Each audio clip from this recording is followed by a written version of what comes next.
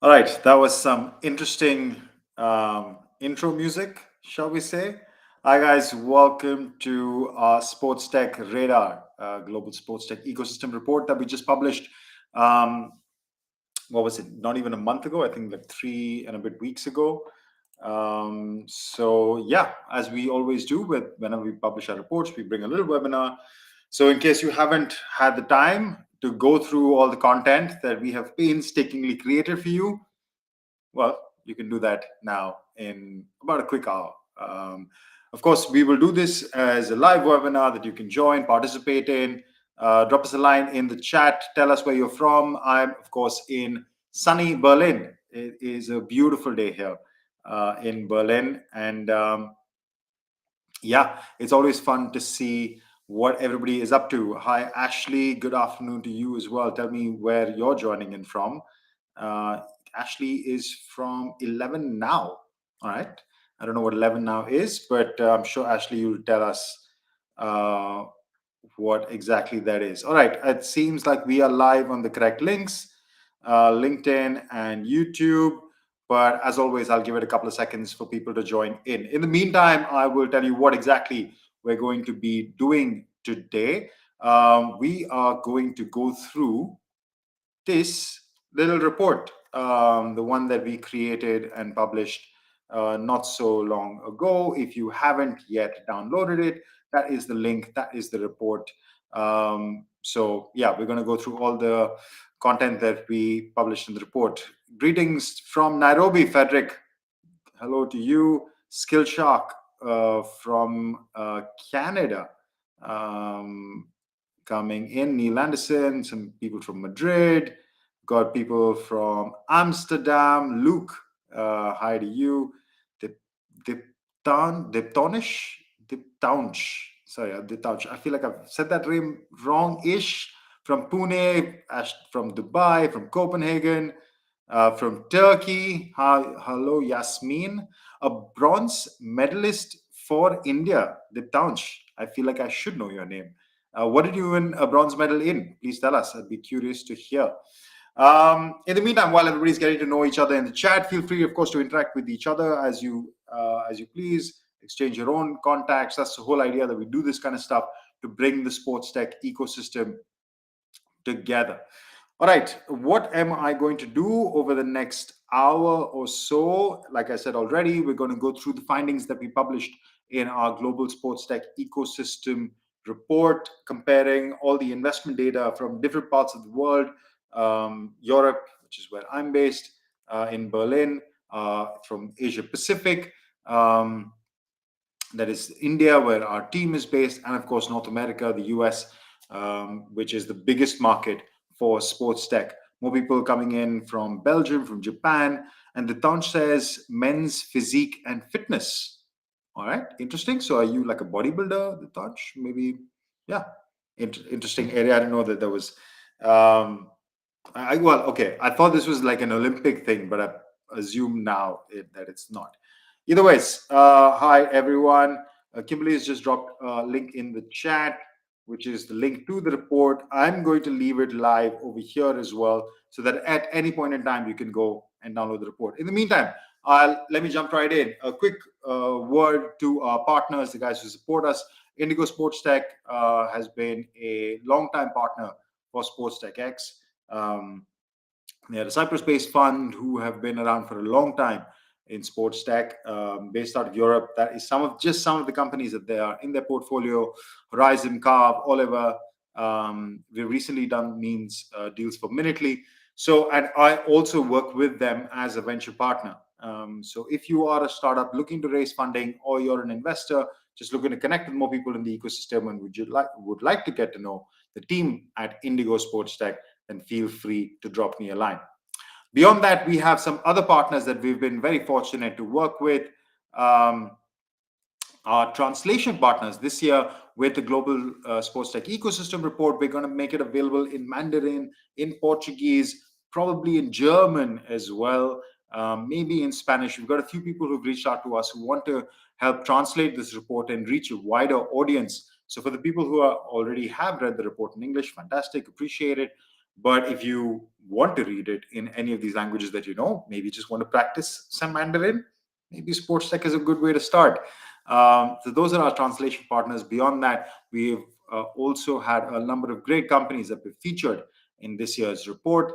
Book Sports, Solid Sport in the Nordics, Fans World from Dubai, if I remember correctly, they're from the Middle East. Book Sports is from Australia, Factorial from India, Oliver from Spain, um, Respovision, also European, and Gemini Sports Analytics from the US, if I'm not mistaken. Right. So that those are some great companies. Feel free to go check them out at any point in time. All right.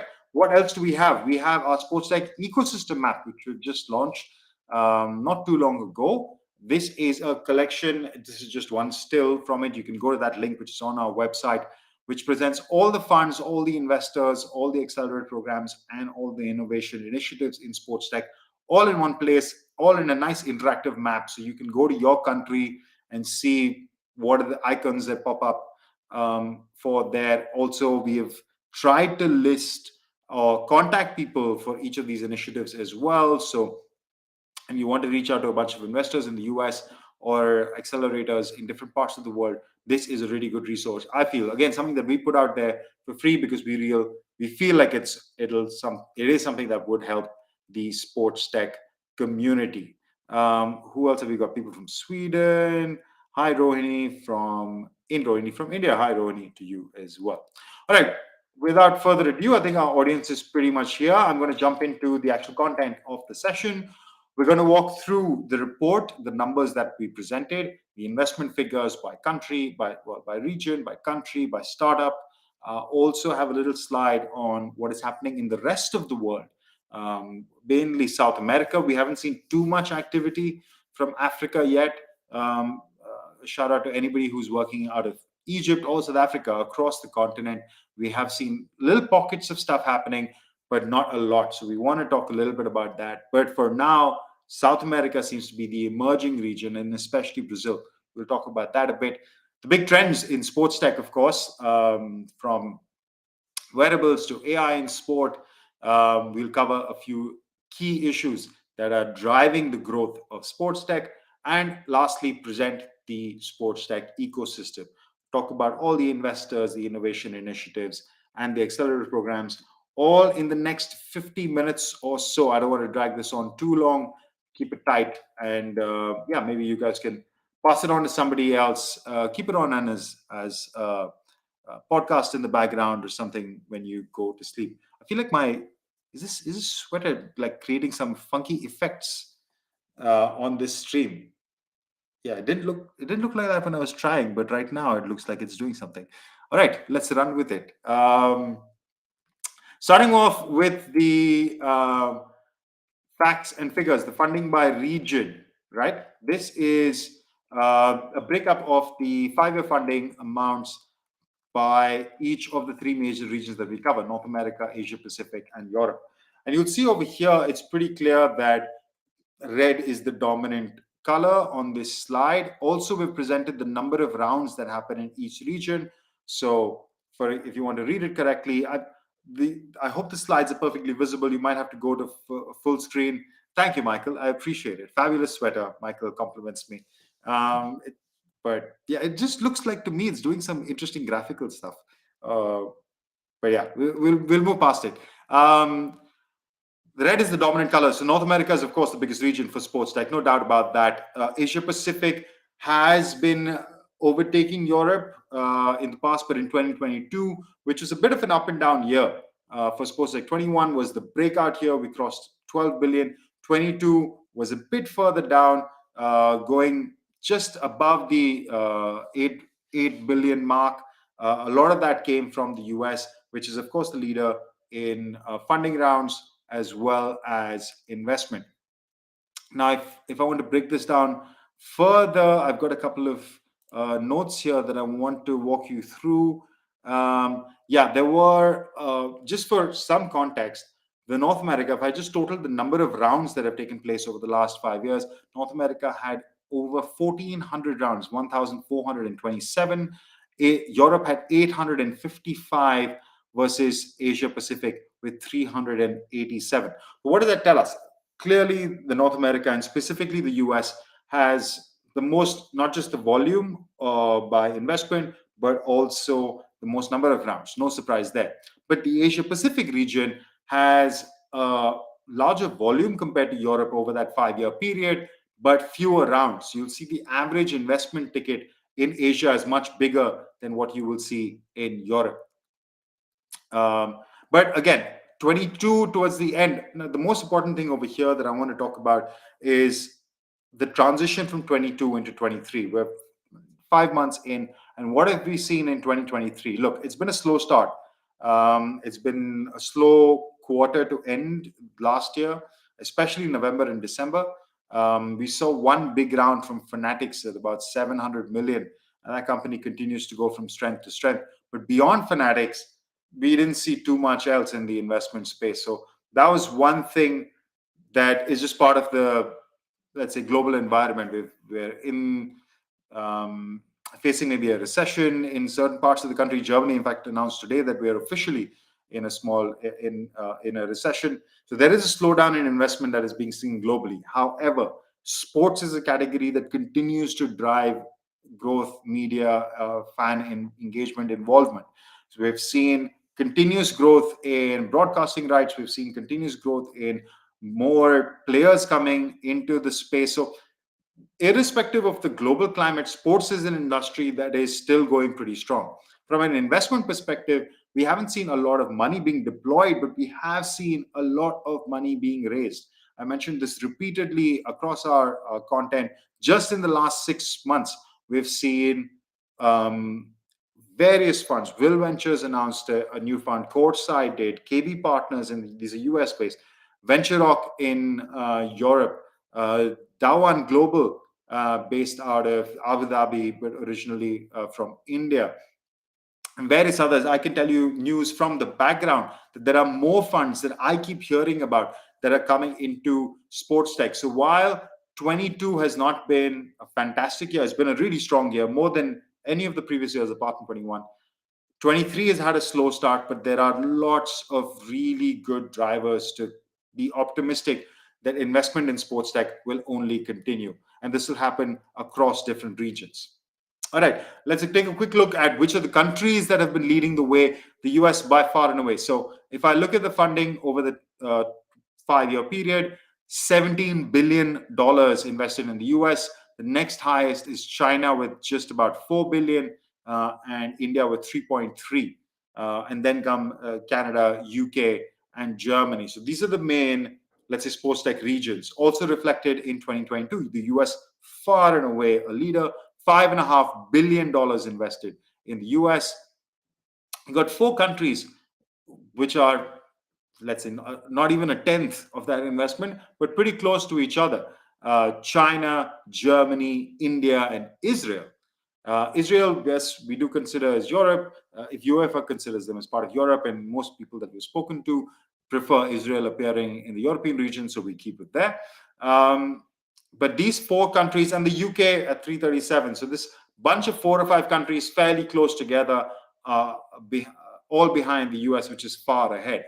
So it seems like, and so a couple of European regions, India, which is a really important center for Asia, and China, primarily led out of Hong Kong. They've seen a lot of investment there, but also within the mainland China, we've seen a lot of interest, different initiatives coming up. So these seem to be the major countries for sports tech. Now, if you look at regions collectively, Scandinavia is always important. You can see Denmark on there. Sweden will usually be there on a different year. Just depends on which companies from any of these countries have raised significant funding. But within Europe, the one name that is surprisingly missed from this list is, if you look on the left panel, you'll see France. So it's UK, Germany, and France, which have been the main 3 regions for sports tech. Spain and Italy have traditionally not really driven sports tech investment in this region. You have a lot of startups coming out of these regions, but not a lot of money. Israel will always be a hub which attracts good capital because they have great companies coming out of them. So Israel is maybe the 4th country, but beyond that, it's the Nordics actually as a region. You'll see Sweden, on the 2018 to 22 list, but Denmark on the 2022 list. So different countries in different periods of time. Within Asia Pacific, it is India and China, far and away. Australia, again, a fairly distant third, but an important third. Just to clarify, when we say Asia Pacific, we also include the Middle East. Literally all of Asia and Oceania. We wanted to cover the entire region because Middle East is an important emerging region. For SportsTech, we actually did a little feature. If you've been following our content, we did a podcast month all about SportsTech in the Middle East. And interestingly, you can see Saudi Arabia down there at fifth place in Win 2022. Yeah, absolutely. Kimberly's right. If you have any questions, we want to keep this as interactive and free flowing as possible. Drop a question in the chat. I'll take it as we go, and try to maybe drive conversation that way. I'd rather not keep it just me talking the whole time. All right. I was talking about Saudi Arabia, and a reason this is important, of course, we've had the World Cup there recently, and possibly in 7 years' time might have another World Cup there. Saudi Arabia, Egypt, and I believe it'll be Bahrain. I'm not sure who the third participant is. Will be bidding for the 2030 World Cup against Argentina, Uruguay, and I don't know who the third South American country is. So it is possible that we'll see a World Cup going back to the region. We have, of course, seen tons of news of sports or people from the region, investors from the region, buying sports teams or investing in sports properties, whether it's Newcastle United, Qatar with Manchester United recently. So this region is of growing importance for anybody in sports tech. In fact, I just read today that WFS, World Football Summit, good friends of ours, will be hosting WFS Asia in Riyadh for the next 5 years. So that's another commitment, another sign that these guys people in the Middle East are taking sports and sports technology increasingly seriously. All right, a quick look at the cities. Before that, hey TG from Kansas. Michael asks about investment by stage, pre-seed, seed, series A, etc. Yes, we do actually have that, Michael, but not in this report. We published that in our VC report. That data was, the VC report was last published in November. Kim, maybe you can just drop a link in the chat to that report if you want to download it, where we actually break down the investment by the ticket size. I mean, seed and pre-series A, or those are different terminologies that we use, but actually what is the amount, the volume, and the number of deals done in each category. We actually do compile that in our VC report, which you can download from our website. All right, coming back to the overview of the cities. Yeah, the North American cities, again, if you look at on the left and right side, so that's 2018 to 22 and 2022 alone. My apologies, the graphics are not super clear. Because we're doing this live, it usually reduces the quality of the image. But of course, you can see them all super clearly in our report if you can download it. So let's break this down a bit. If I look at the ranking of countries, Jacksonville is number one. That's only one reason, because they are fanatical about their sport. No, it's pretty poor pun. It's the home of Fanatics, the company which is clearly the biggest sports tech company enterprise in the world. Their last valuation was $31 billion for their $700 million round that they raised in December of last year. And that's the city that they call home. So Jacksonville, just on that one company alone, continues to top these lists. Beyond that is New York City. The Big Apple is the sports tech capital of the world. That is clear. The sports tech capital of Europe is London. These big metropolitan, cosmopolitan, the largest cities in the world, you could argue, are the main hubs for sports tech. Similarly, in Asia, you look at Mumbai and Beijing, which have traditionally been at the top of this list. Bangalore is a hugely important emerging hub in sports tech. And in 2022, we've seen a shift to Hong Kong. We won't get into the politics of it, but yes, we do consider Hong Kong as a special administrative region, as they are officially called, of China, with their own autonomy. So they have been an important hub, raising capital within the region, especially for Animoca brands. A lot of this money in 2022 was for Web3 based applications. We'll come to the companies in a second, but you'll see that in London, in Berlin, in Jacksonville, even Fanatics raised a lot of money for initially their investment in Web3 services, or let's say digital collectibles. They have since taken more of a focus in their sports book as sports betting grows in the US. And add that as a topic also grows in different parts of the world. We'll cover that in our trends section. But just as a quick overview, once again, the North American cities are by far ahead of the others. If you look at, for example, the next highest non-American city is Hong Kong, which would be in fourth place on the 2022 list, and then London, which would be ahead of Santa Monica. And that's your top 10 for 2022 right there.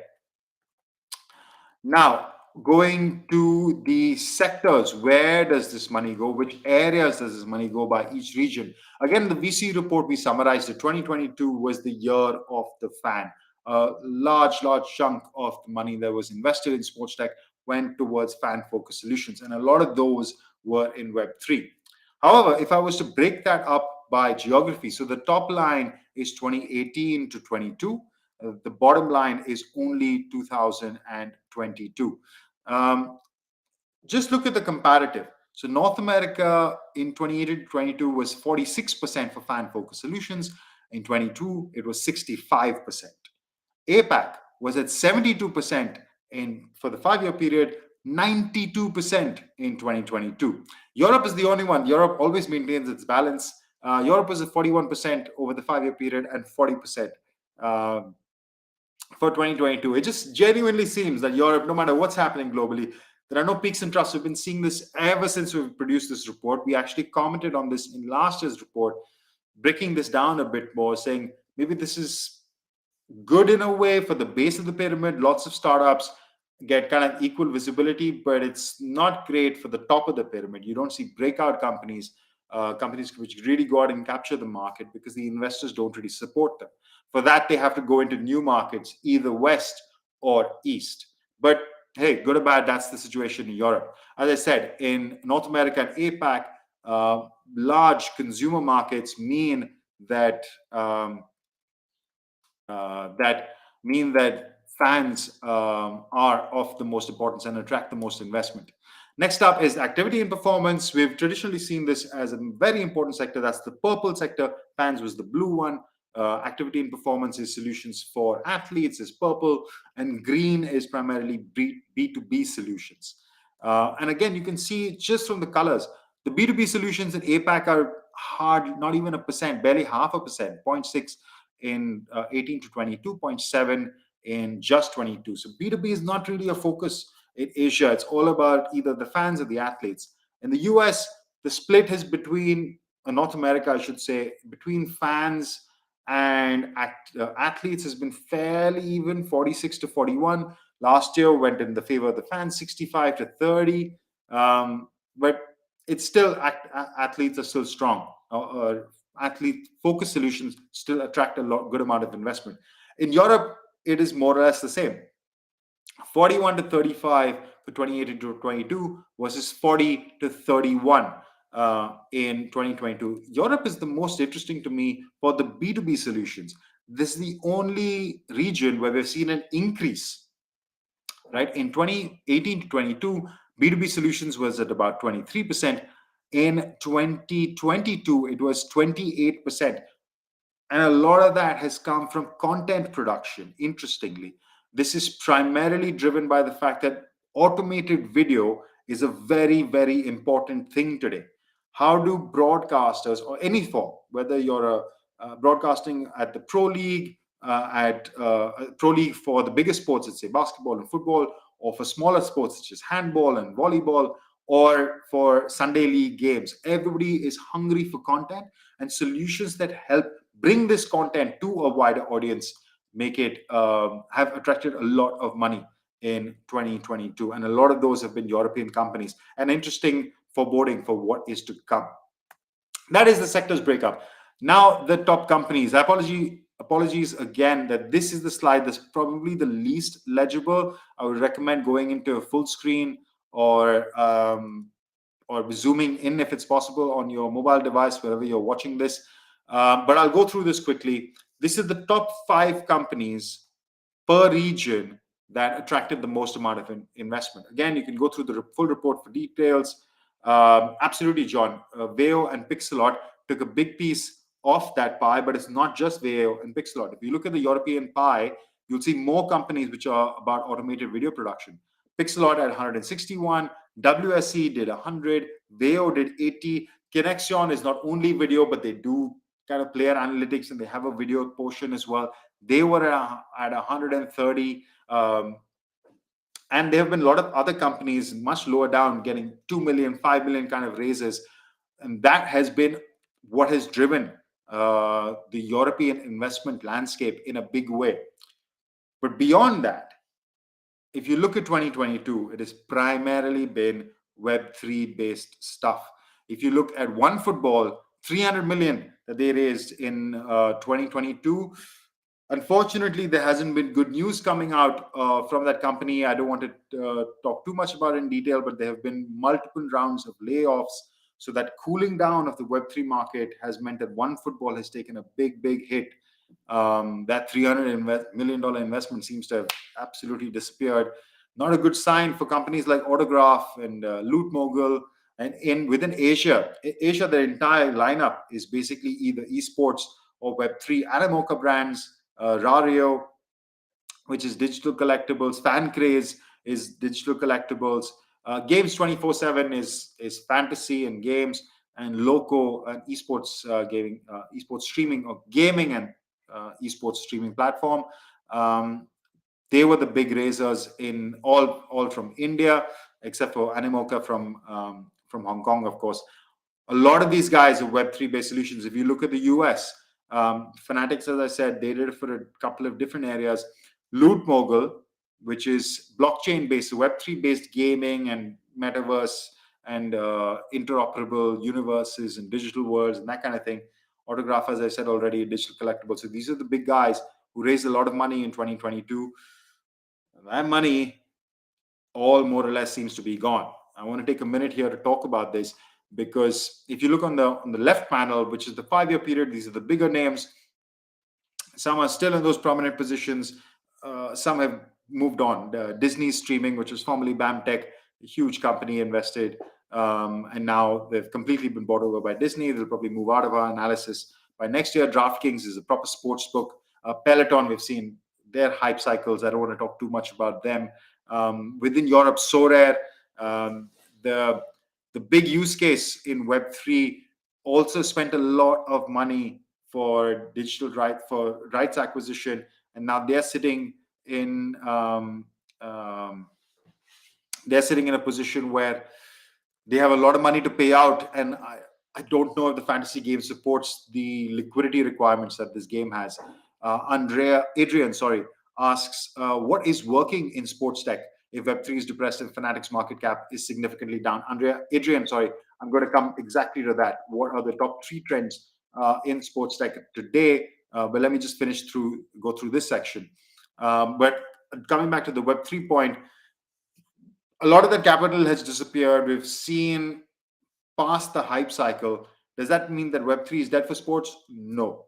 I think that is clear as well, that hype money is gone and maybe been flittered away, but there are good use cases that still exist. We're seeing virtual worlds. Paris 24, a company called, I believe One Plan, I just met them in Montpellier.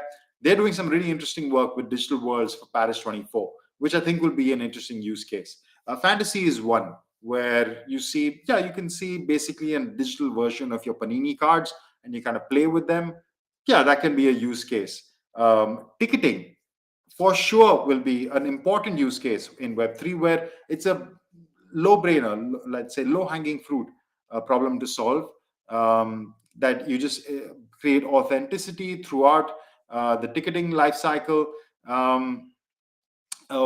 Anti-doping is another use case that Web3 can address, where you bring more transparency throughout the life cycle. So there are important use cases for Web3 to still address. But we'll talk about that in a second. Quickly now, to finish this first section, before I come to the trends, Adrian, I'm going to get to your question.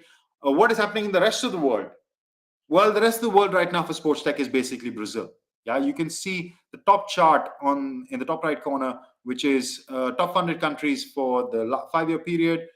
It is Brazil by a huge margin. A lot of that money is in Gym Pass, which is a fitness play, and also SmartFit. So fitness tech has been driving a lot of that investment.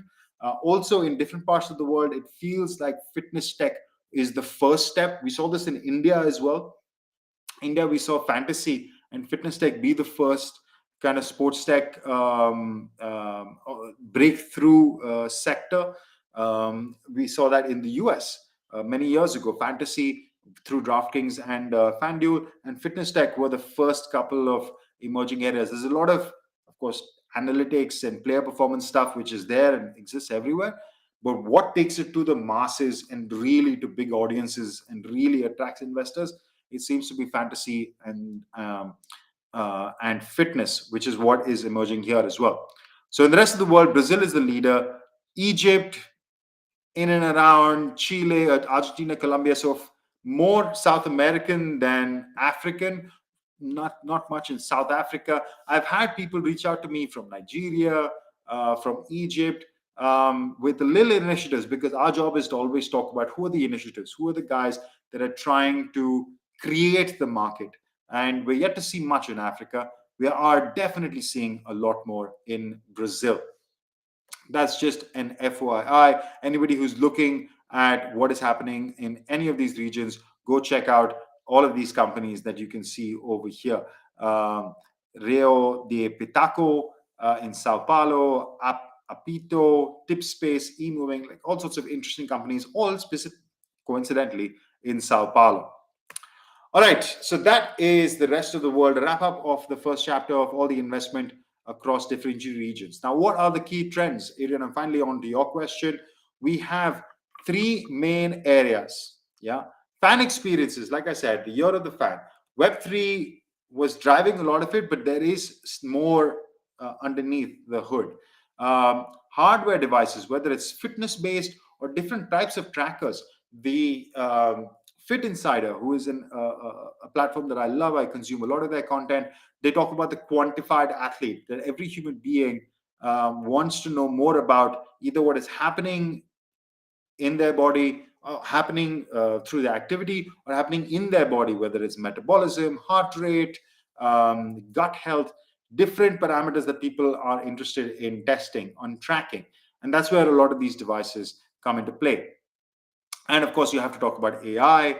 And this is where I will also talk about video, because a lot of those video-based solutions that we saw raising money in Europe are based in AI. So let's start with the first one, fan experiences. Right. Now, I mentioned this earlier. 2022 was the year of the fan. Of that, nearly 9 billion of investment that you saw, 47% was spent in fan experiences. Right. Now, fan experiences can encapsulate a wide range of topics. It's still a broad area to break down. So it can be merchandising, somebody like Fanatics. It can be betting or fantasy, which has been a huge topic in the US. And in fact, Adrian, I would say that's arguably the biggest driver of sports tech investment within the US, because you're seeing so much change and innovation in that segment. We talk about in-stadia or at-home experiences, things that are helping people have a better experience while watching their sport. Now, that delivery might be through Web3, whether it's gaming, whether it's collectibles, whether it's ticketing, whether it's the metaverse or virtual worlds, whatever it may be. But that's all part of helping enhance the fan experience. And at the end of the day, the goal is what? The goal is to get the fans to spend more, to drive more commerce, because that is what will help support the sports industry overall if the fans are more invested.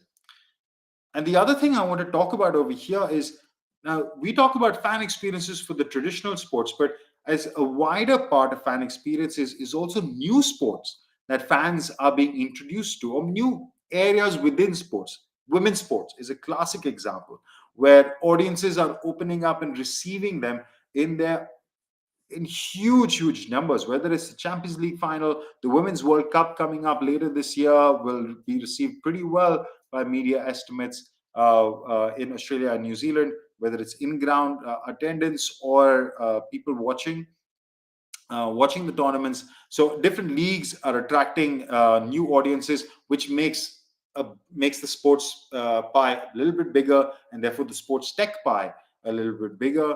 You talk about new sports. We talk about the rise of paddle and pickleball, and the amazing reception that those two sports have in different parts of the world. Pickleball seems to be exclusively to the US, and maybe will translate to other parts of the world, while paddle will has gone crazy all across Europe, of course, for a while, and we're now entering into new markets, whether it's the Middle East or Australia. I had a conversation with Marker Reed from Wildcard Ventures. You should check out that podcast.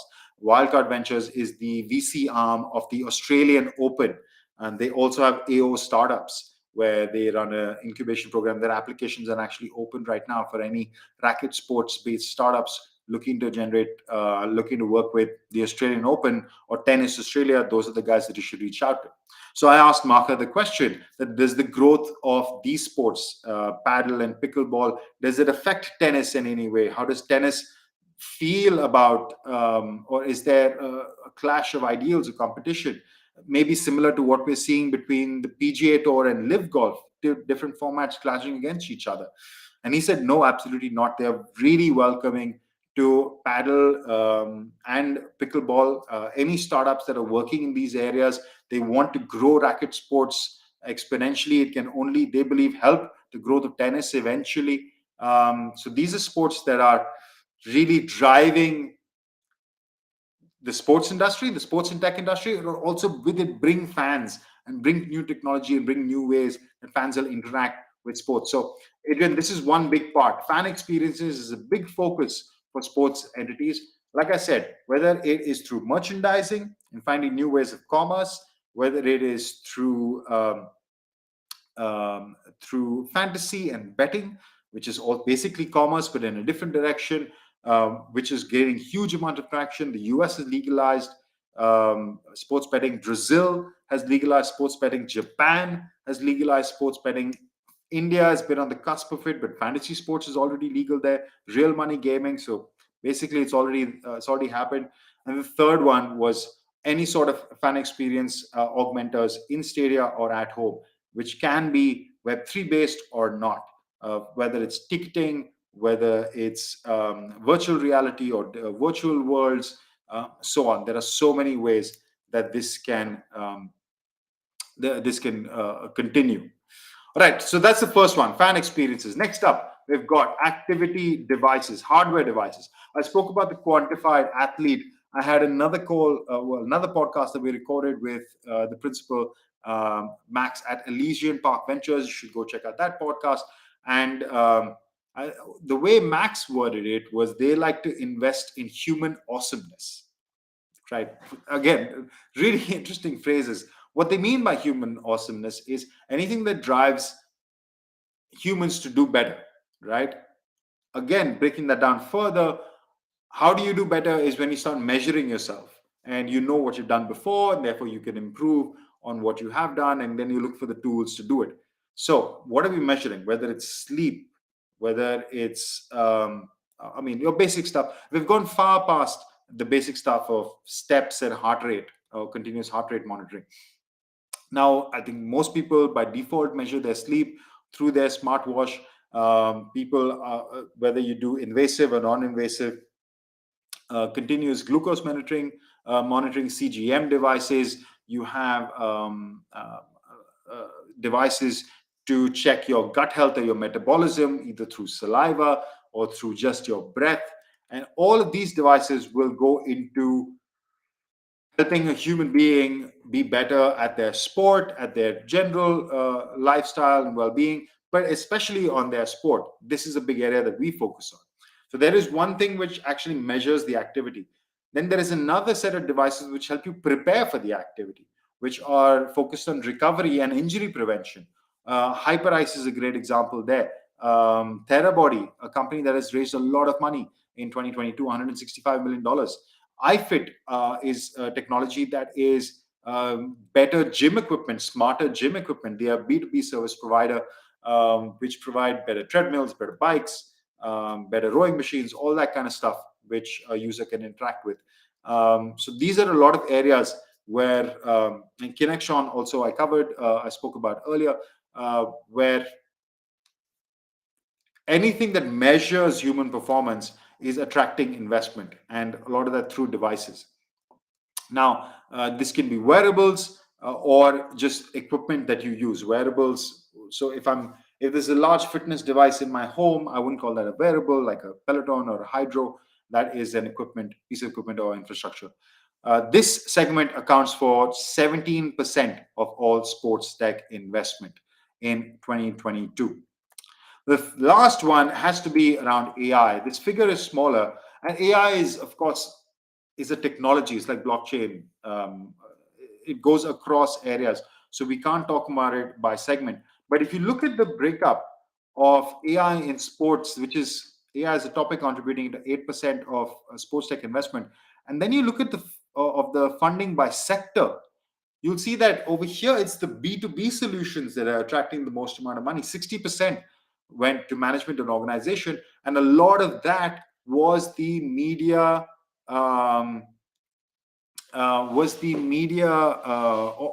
broadcasting stuff that we talked about earlier, where people want to make it easy for you to capture content and then distribute it across multiple channels. Now, it could be used for performance analytics or could be used for social media and further distribution.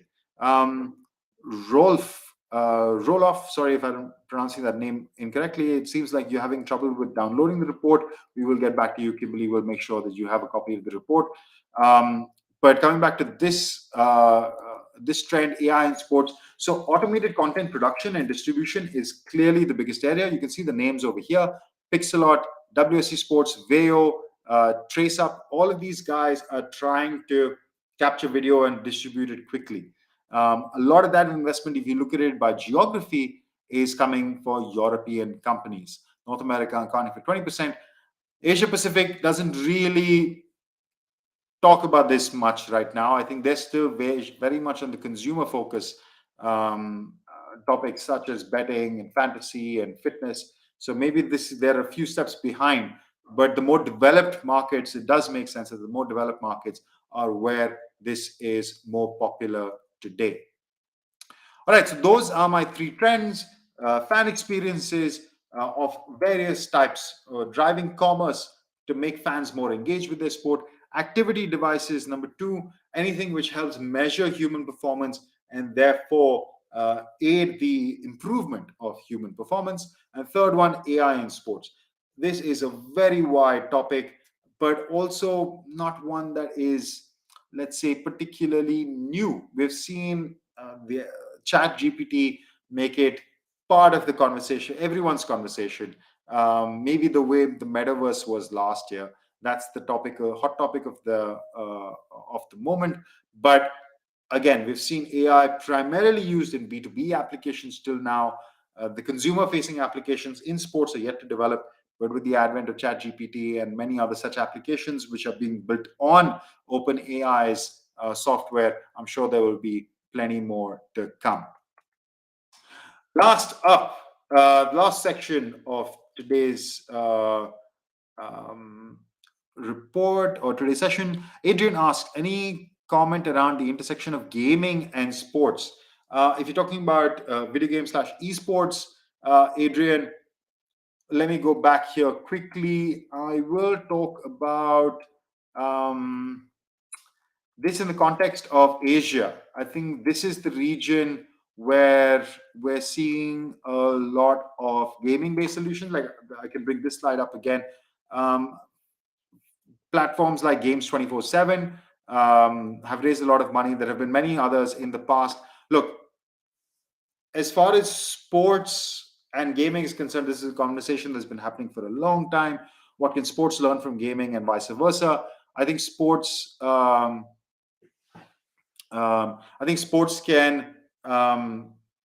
and has learned a lot of the micro commerce. Like, that's basically where, if you think about where NFTs have come from, or digital wearables or digital assets, they've essentially come from how gamers interact. Gamers have been buying skins and jerseys on Fortnite for ages, or whether it's micro packs on FIFA. or various other devices on whichever game that they play. So sports is trying to figure out like how we can get digital assets that fans can buy, transact in, that will help grow the sport. That's on one side. The other side is of course streaming. The way gamers stream, you can see many examples of sports trying to bring streaming or broadcast to a much wider audience, make it more from the community, by the community. We saw good examples at the World Cup. We saw I think a partnership between FIFA and a very popular Brazilian streamer who took one of their games just on his stream live to his audience, and he was basically a commentator for that game. So we're seeing this cross section interaction between gaming and sports increasingly. Gaming at the same time will learn about large formats, how to work in big stadiums, how to bring how to do traditional things like merchandising and ticketing, and how to create loyalty for teams and clubs and tournaments. And that is where gaming is looking at sports for insights. But that's just a few comments. So there'll be a lot more people smarter than me who have spoken about this. From a technology perspective and an investment perspective, esports continues to attract a lot of investment, and especially on the platform side, we have seen anything which helps tools for streamers, tools for tournaments, things like that, which can help take a game to a wider audience. Ditansh, you can go to that link which I have got in this session, sportstechx.com/report/GSTER23, and download it for yourself. It's a huge file. It's more than 80 MB, so it's not something that we can just send to you via email. The best place is to download it from there. Rolf, I think more than 1,000 people have downloaded that report, so I'm not quite sure why the link is not working for you. But just drop us a line in our chat, and if you still can't download it, then we will make sure you get access. Okay, the last section for in the last 10 minutes that I'm going to cover. Again, apologies if the slides are not really well visible. There is maybe for this one, if I try to go with a different format to make it slightly bigger for you guys, but this is just showing you who are the main investors and accelerators and also innovation initiatives in each region. Just a quick look at this slide will tell you that, yeah, look, I mean, it clearly favors North America. You can see most of the investors are in that region. 60%, 70% of investors come from there. Asia Pacific has a decent number and some large scale investors, but not that many. Europe has funds, has active funds, but not very big funds. These are funds that will usually cut early stage ticket sizes, 1 to 2 million, 1 to 5 million kind of checks. But if you really want the big capital, there are very few funds in there which will help you, which will write that 15, 20 million, 30 million plus check. For that, you usually have to go to the US. That said, for now, even if you focus on the early stage funds, there is plenty of capital within any of these regions. What you can do over here, I would recommend going to our SportsTech X map, sportstechx.com/map. You can, all of these names are listed there with a link to their website, with, in a lot of cases, a contact person also identified that you can reach out to. If you're a startup or just want to build a connection with any of these guys, feel free to do so. Just a few names that I want to mention, people that we work with closely, who we really at SportsTech really appreciate. Causeway Ventures has been around for a long time. Courtside, arguably one of the best, if not the best performing sports tech fund over many number of years. Elysian Park, I've mentioned that I've had conversations with. A great bunch of guys. KB Partners based out of Chicago. Maple Leaf based out of Toronto. Mindspring Capital, they've been doing, again, a great team of people doing stuff for quite a while. Playtime, which is Lionel Messi's fund. Who else do we have? I mean, there are obviously a bunch of athlete funds. Serena Ventures, SC30, which is Steph Curry's. 35 Ventures, which is KD, Kevin Durant. Stadia Ventures, have to give them a shout out. Another fantastic group of guys. Sharp Alpha Advisors. They work exclusively within sports betting. So if you're a sports betting or focused startup, then that's probably the fund that you want to speak to. Beyond the Game Network, this list is athlete networks that we know well. Beyond the Game Network and the Players Impact, arguably the two largest athlete investor networks in the US. Coming to Asia Pacific, Dawan Global, they recently launched. I've talked about them. Dream Sports is the fund by Dream 11. They are well known. Wildcard Ventures I mentioned as well. Lumikai, Swing Capital, some of the newer funds out there. On the European side, Advantage, they are the fund by the Adidasla family. Apex Capital, again, a really good team based out of Portugal technically, but of course, they're international. Bitcraft, esports specialist. Hero Capital, arguably the biggest fund in Europe. They do those big follow-on tickets. Indigo Sports Tech, we spoke about. We have a very close relationship, and I, of course, work with them as a venture partner. So if you want to talk to Indigo, basically just reach out to me. Seventure focuses on esports. Cosmos is Gerard Pique's fund. Who else do we have? We have a few Spanish investors, Crowdsport, Shirai, and a couple in Brazil. All right, that is the rundown of the investors. What about the accelerator programs? There are a few. In the US, we've got a couple one by Comcast, by NBC Universal. They've been running this program for a while with good success. Techstars is an Indianapolis-based program, has also been running a while with good success. Lead, which is also part of the Adidas family office, they have a partnership with Lake Nona, a smart city in Florida. And they call themselves the Lead Sports and Health Tech Accelerator Program. They've been doing great work. Stadia Ventures, have to give them a shout out. Arguably my favorite sports tech accelerator. Maybe I'm biased, but they have an incredible network, a really good bunch of people. I will always recommend for any startup looking to enter the US to talk to the Stadia Ventures guys. Coming to Asia Pacific, AO Startups I already mentioned, which is the Australian Open. We have a couple of Hype initiatives. Hype have been doing different things at different points in time. Right now, they have a couple of global virtual accelerators. That's how they are operating at the moment. In Europe, who do we have? We have a program by Arsenal, by Paris & Co., which is formerly called La Tremplin. Real Madrid has a program. SportsTech Belgium, which is with the Royal Belgium Football Association. We Sport Up. I was recently in Rome for their demo day. Again, really good group of people. Lastly, the innovation initiatives. Again, spread all over the world. You'll see a few names in South America. I think my head is blocking them.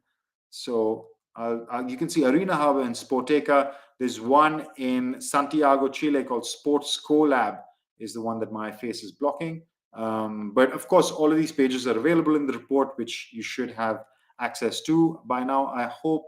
But beyond that, names that you should consider reaching out to if you're a startup. The NBA Launchpad, they've been operating with, I think this is their third year of doing programs. If you're looking to work with the NBA, you should get in touch with them.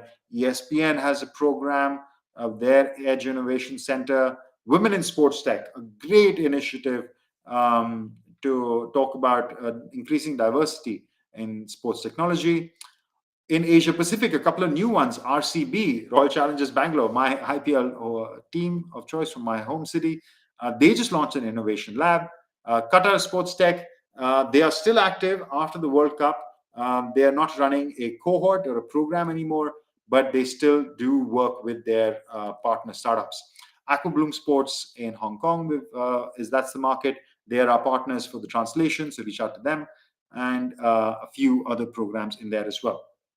Within Europe, this is where you'll see far more innovation programs, and especially a lot by sports organizations, by the DFB, by FC Barcelona, by Celta Lab, by the EuroLeague, by Southampton, by the KNVB, the Dutch Football Association. They have number 11, Reimagine Football, which is a combination of the KNVB, Ajax Amsterdam, Amsterdam Arena, Real Madrid, Sevilla, the UEFA Innovation Lab. Valencia has its own innovation lab. So the sports teams themselves have quite a few, and there are quite a few German clubs as well, which have been running programs, but they keep keeping them on, keeping them off. So those when we believe like Werder Bremen, Wolfsburg, Borussia Dortmund, they've all run innovation initiatives in the past. If we believe they're not active anymore, we won't include them. But just to have them on our radar, we'll always bring you the most active ones. Apart from that, a bunch of ecosystem connectors, GSIC, who are running their summit at the moment right now in Madrid. If you're in Madrid, make sure to go check that one out. But also Sportsloft, Lassos in Paris, Sportsloft in London, some great people in the ecosystem all around the world. And like I mentioned earlier, this is our SportsTech Map. Thank you, Michael. Thank you for the appreciation. Yeah, we do this because we believe that it's important for the sports tech community to all come together. And you can find all of those resources, all of those funds, investors, accelerator programs on this one map. Go to sportstechx.com/map and you'll find all that data there. Right. We have about 5 or so minutes left, 4 or 5 minutes left. So any questions, any thoughts that you want to share, just drop a line in the chat and I'll be happy to pick it up. I hope the few of you that were trying to download the report have been able to do so. Let me actually, maybe I can open up the report right here. Yeah, I'm just gonna stop sharing this screen and actually pull up the report so that you guys can see it.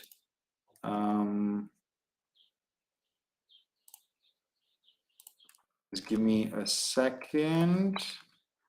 Opening a couple of pages. There we go. That's the link. I'm bringing this up. Lars asks, any ice hockey based funds? No, Lars, not that I know of. I do know that the NHL has some sort of innovation program. They don't make it too public but they're obviously the biggest ice hockey based association. So best to reach out to them. But no dedicated funds that I know of. Ashley, thank you again. Appreciate the kind words. Adrian asks your thoughts on athlete investors, pros and cons. Look, I think it's a great question, Adrian. I've been a big advocate of athlete investors for a while. I think the synergies are obvious.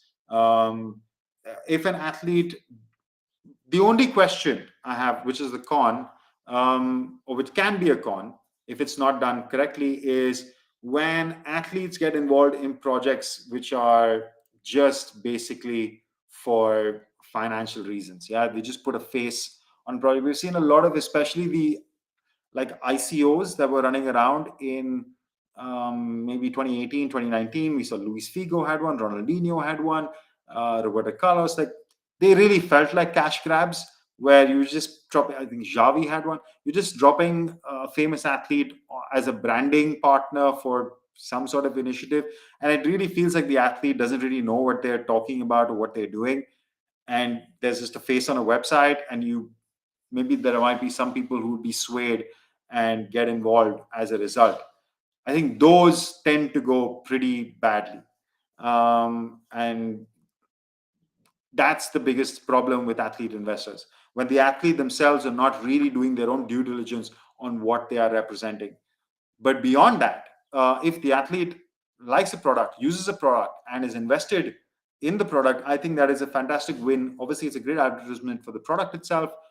They get a brand ambassador. The athlete can be part of a journey in supporting a company that they hopefully truly believe in.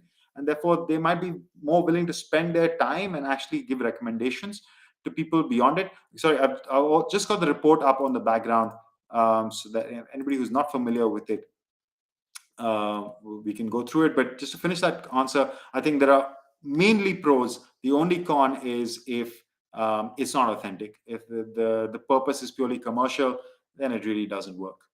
Abhishek asks, beyond fantasy, what is the kind of fund interest you're seeing in cricket? Cricket is a interesting area. We're actually seeing more funds in Europe take interest in the Indian sports market for a few reasons. I think it's to connect with the fans. So how can we drive better engagement? Abhishek, I don't know when is the last time that you went to a stadium in India. I go every year when I visit, when I come back home to Bangalore, and that same popcorn and see experience of the guys that are going through the stalls, going through the stands, offering you. There's nothing in the concourse. There are no real stalls. There's nothing that really attracts fans to the stadiums, because I guess Indians, we believe that the fans will come in anyway. Every stadium is sold out. Stadiums and franchises not really interested in connecting with their fans beyond showing them a game to watch. I think that will change. I think fan experiences will be a big topic that will drive interest in sports in India and interest in sports technology. You could argue fantasy is the first step in that. Beyond that, fitness is, of course, a driver. And yeah, I would say fan experiences in stadium will be a big area. And yeah, lastly, the production, automated media production and distribution, which leads to fan data. So how do you get your product out to more fans in a better qualitative way, while also gathering data about them? I think that'll be an interesting one. Hope that answers your question. Quickly flipping through the report, if you don't have it already, we present our 30 global sports tech innovators. We have some of the charts that I walked you through, all the charts, but with a lot more explanation. We have details of our partners. We have more context to all the trends and everything that we spoke about, more details of our partners, all the ecosystem reports, and most importantly, in each of the ecosystem pages, we also give you the list, the names of all these companies, a little description, a link to their website. You can click through to it. Interviews with leading people. These are people that were featured, so people who are from these various funds. All this kind of stuff is presented, available in this report. So that is a little snapshot of the report. You can go here and download it. I'm gonna just double check that you can download this report. And if you click download, you'll see the report opens up right there. Exactly, right? So the link is clearly working. I've done it live. So anybody who wants the report, just go to this link, sportstechx.com/report/GSTR23. Okay, last question for today. Diptansh asks again, how can social media and technology influence sports attendance and participation in sporting events? Of course, it is by driving more fans and driving more interest to sports arenas. I think the big thing over here is to make that experience enjoyable. When you're talking about actually attending a sports event, how can I make it more fun? Like, oftentimes, it's not so much the case anymore in Europe. I believe that the stadium experiences are much more engaging. But oftentimes you go to a stadium and it's great, the atmosphere, the cheering and all of that is fun. But if you miss something that's happened on the pitch, that's it, you're gone. There's no screen that that replays are being shown at. You don't have good engagement because you don't have commentary. You don't have a lot of information, the stats and numbers that the commentators are giving you. There's a lot of the benefits of the at-home experience get completely missed in stadium, and that's where I think technology can play a big role in bridging those two.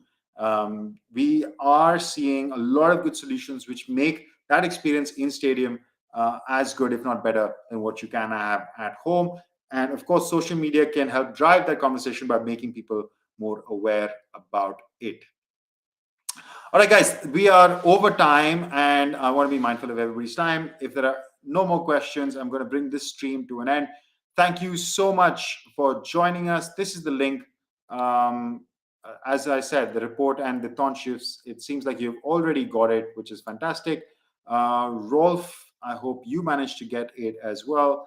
One more question. What about Whoop Freeletics? AM asks, if you're talking about fitness solutions, Whoop is a wearable. Freeletics is of course, a fitness app. All hot. Whoops as a wearable is an interesting segment. This is a format that is being continuously evolved. Amazon had launched their Halo wearable. They have pulled back. Facebook was talking about a smartwatch for a long time. They have pulled back. So the wearable market seems to be a little bit, let's say, not as bullish as it was, but I think it'll still be an important segment. I think a lot of these companies, whether it's Whoop or Ura or Ultrahuman, which is a new entrant in the market, these will be important players in the market for some time. As I said, activity devices are attracting a lot of attention. Freeletics is a fitness-based app. People are always looking to get fit. There's no question that fitness solution providers will continue to find an audience.